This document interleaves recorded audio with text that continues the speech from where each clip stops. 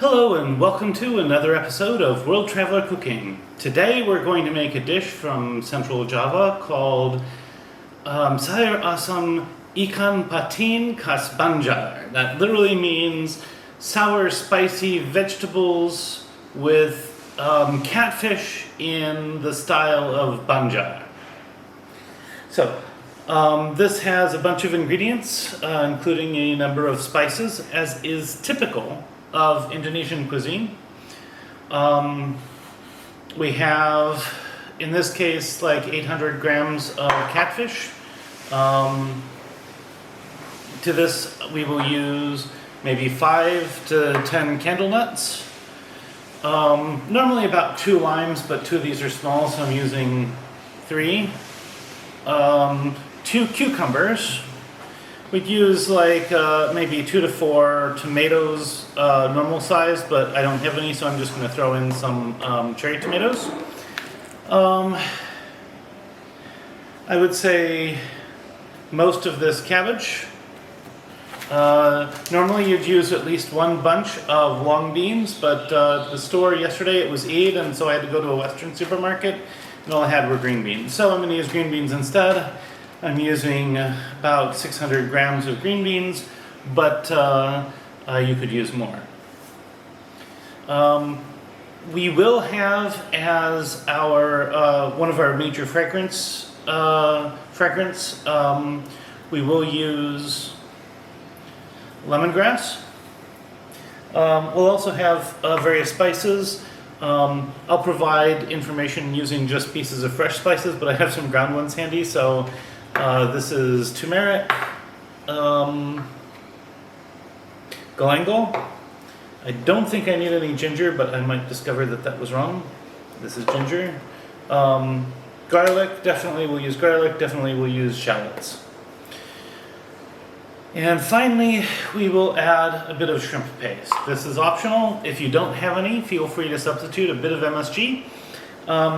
MSG was marketed originally as a replacement for shrimp paste. And if you don't want to do that, then you can leave it out. We will also have some sugar and some salt. And of course some water. And maybe there are a few ingredients I might have forgotten, but if so, I will get to them.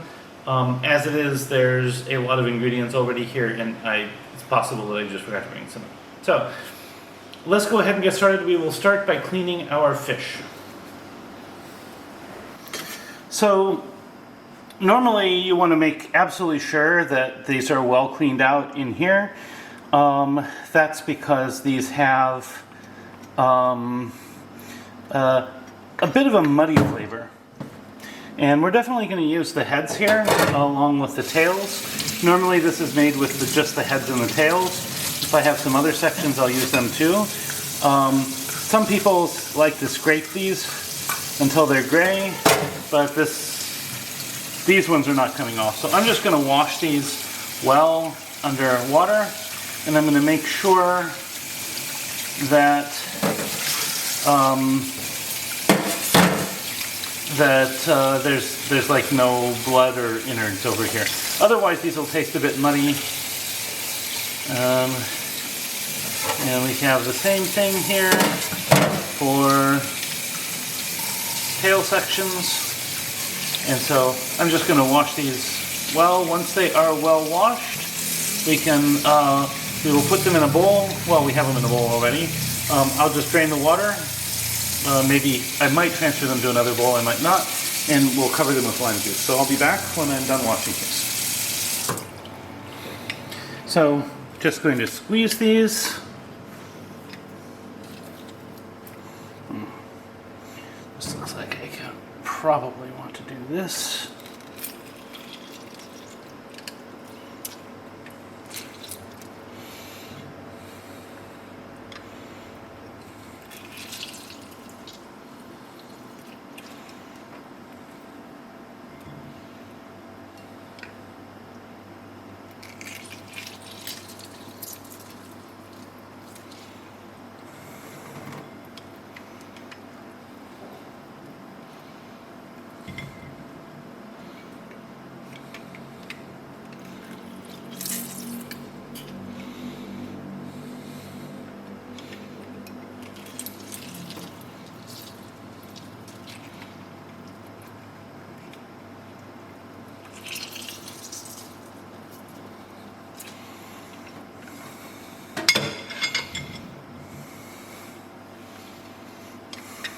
And then we're just going to stir these around in the lime juice and we'll set them aside. We're not making ceviche here, so we're not going to let these like fully cook in the lime juice. This is just to sort of make them a bit more sour. So we peel the cucumbers, we'll slice them in half and we will remove the seeds, and then we will put them in a coarse dice. I'm going to remove the seeds, I'll be right back. Now I've changed my mind, I'm going to do half moons, so just cutting them into pieces like this. And I'll do that with all three of these, well, all four.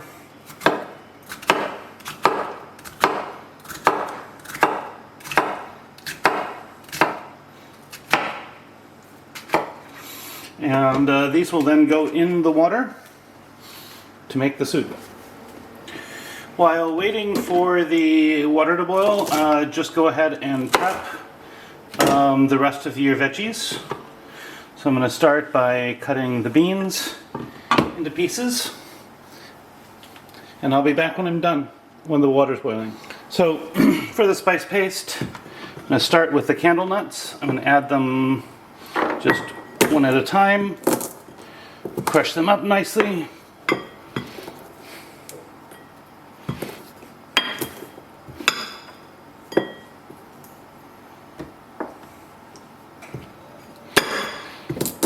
Once these are done, I'll get on to the next piece. Next, I add some shrimp paste. Grind this all together for a bit.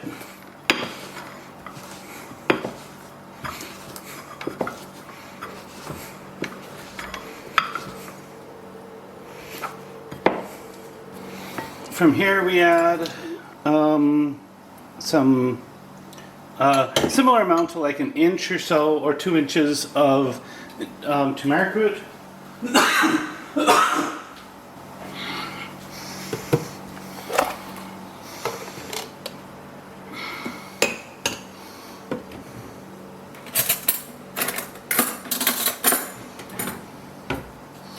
Six Indonesian shallots, or like 1.5 European ones. A fair bit of shallots.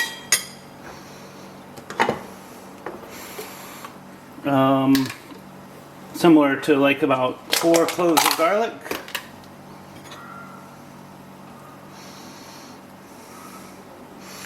And yeah, I'm going to add some galangal.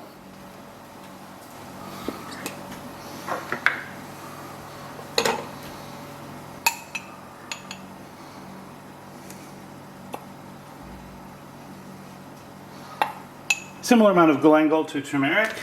You can add that here, or you can chop it and infuse the water with it, like I will with the lemongrass in just a moment. And here's this mixture that will get added to the broth as we go forward. The water is boiling, so next we will take care of that. So into the water goes the lemongrass, and if you're using whole galangal, you can add it here. And then we will add our cucumbers. Just cook this for a couple minutes.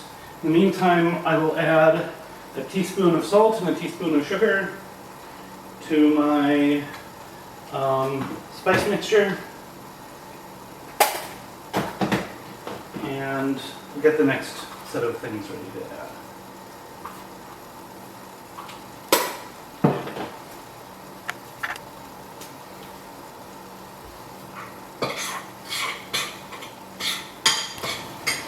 Now we will add our tomatoes.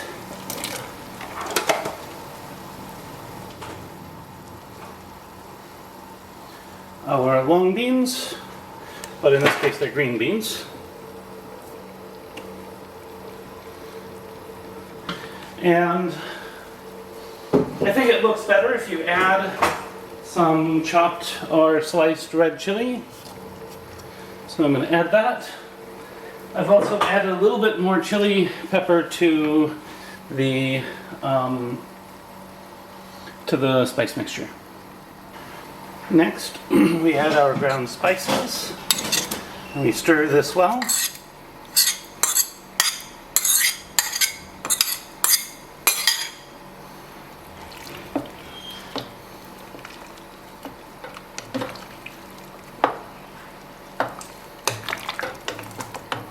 Once this comes to a boil, we will add our fish. We'll start cooking that. At this point, it's a really good idea to taste it and adjust. I have just added another 2 teaspoons of salt. But now we're just going to pour in the lime juice and the fish.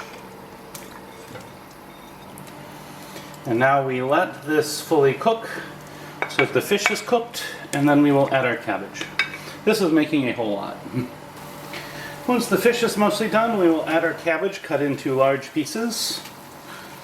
I did not expect to fill up this pot when I started with just that much water in the bottom. And we will stir this a little bit. Not too much, because we don't want to break up our fish.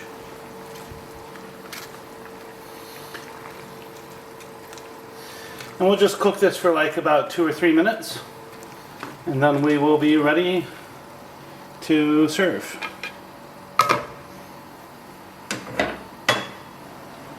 So I'm going to try, first I'm just going to try a little of the broth. Don't feel like you have to eat the broth. That's not so required in a lot of Asian cuisines. This is really refreshing.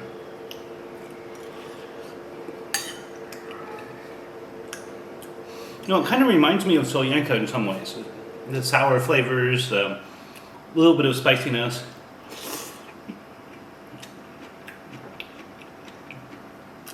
The vegetables are really, really nice.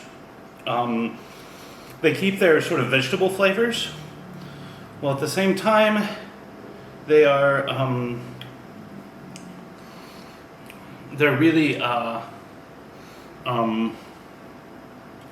they're really kind of getting that sort of sourness and a little bit of spice from the broth. I'm gonna go ahead and try some of the catfish now. It definitely tastes like catfish. No doubt about that.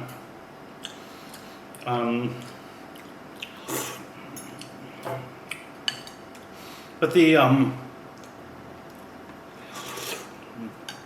combination of flavors here is really, really good. I think it does a lot of justice to the catfish and the possibilities of using catfish or other freshwater fish. And the fact that it's nice enough, this is a nice fatty catfish, Ikan Patin, just kind of makes that better.